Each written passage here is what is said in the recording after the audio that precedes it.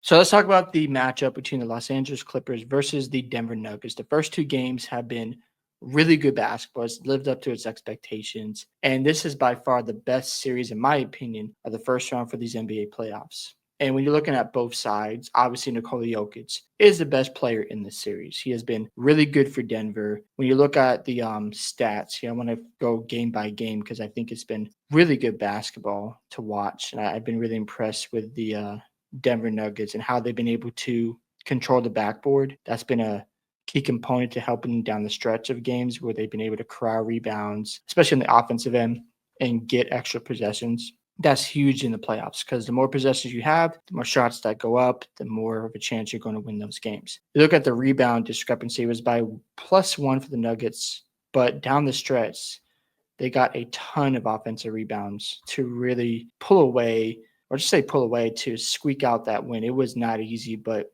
the rebounds really helped them win in overtime. Of course, Nikola Jokic was phenomenal, 29, 12, and 9.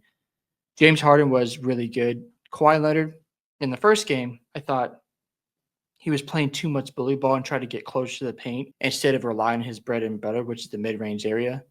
And I understand trying to play bully ball, trying to be aggressive, but when you have some height or when your main advantage is shooting the mid range, just post up a little bit, back him down, and shoot over the top of them. And Kawhi did that more in game two, but the 7 turnovers weren't good. There's games or stretches of the games where the Clippers tend to play a little bit too much isolation. They also got away from the Harden Zubac pick and roll. That was working really well. They just got away from that set and just ran a lot of Kawhi Leonard actions, which I get, but at the same time, there were moments where Kawhi held the ball too long and the ball wasn't moving around and they weren't getting the Nuggets defense and rotation. On top of that, you have the offensive rebounds down the stretch, and that really hurt their chances to win game one. But credit to the Nuggets. Also, Westbrook's 3-point shooting. I know he shot 2 of 6, but he made his 2 corner threes, which is important. And when Denver stepped up the intensity on defense, the Clippers didn't match that, and credit to Denver, they did really well.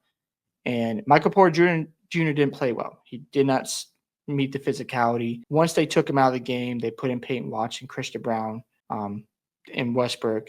The game changed and shifted, and Porter Jr. just didn't have it this night. But again, it's been a great series so far. Let's look at the second game here between these two guys because I've been loving what I'm seeing on both ends. Been really good basketball to watch. Now, going to game two, Kawhi Leonard obviously was a lot better. He had 39 points, 1 turnover. That's really important to factor in versus the 7 turnovers from game one.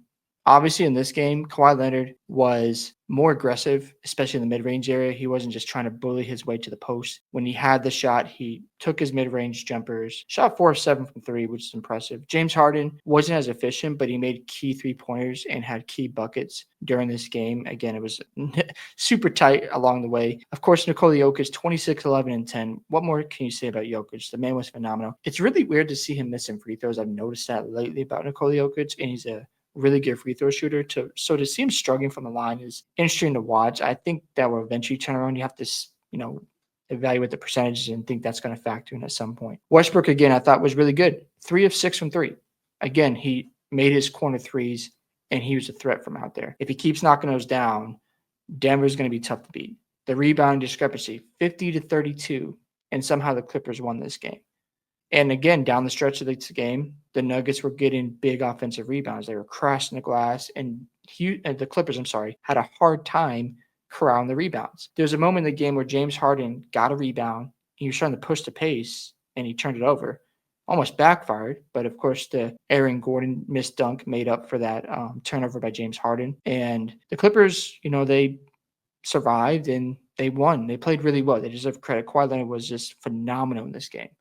Overall, this series so far has lived up to the hype. There's been great basketball from both sides. And I still got the Clippers winning the series because I feel good about their depth. I feel good about their perimeter play. Jamal Murray has, seen his struggles so far. I know he played better in this game, but in game one, you could tell the athleticism of the Clippers are bothering him. But going forward, it's going to be fun to watch. And Kawhi Leonard at home, I just hope he can stay healthy. Like seeing Kawhi be this good in the playoffs is just a reminder of how good he is as a playoff performer, one of the best ever to do it. And Nikola Jokic being the best player in the series. It's just fun basketball, and Westbrook has been really good under control. I know he had a attempted layup. I think the Nuggets were up by 2 in game 1 in overtime. He didn't have to go for the layup because they had, time left in the shot clock. So it was just an unnecessary shot, even though it was wide open. You just were thinking, why would you go up against a body to try to draw a foul in that situation? Luckily, the Nuggets got the rebound, so they avoided disaster. But yeah, that wasn't a smart idea. But outside of that, Westbrook has been really good. He's played within the flow of this Nuggets offense. And I think it's just going to be really tight. And I love that about playoff basketball because that's what we're looking for. We're looking for a series where it's going to be really close. Teams are going to go back and forth, take their punches and the other team punches back. And if Kawhi's quiet in the series, I think the Clippers will pull it out. Do I think it still goes 6? I'll stick with that prediction for now. However, I won't be surprised if it goes 7 because I like what I'm seeing from the Nuggets side of the ball where they're crashing the glass. The Clippers got to clean that up because if they're able to get key offensive rebounds, that might tilt the series in Denver's favor.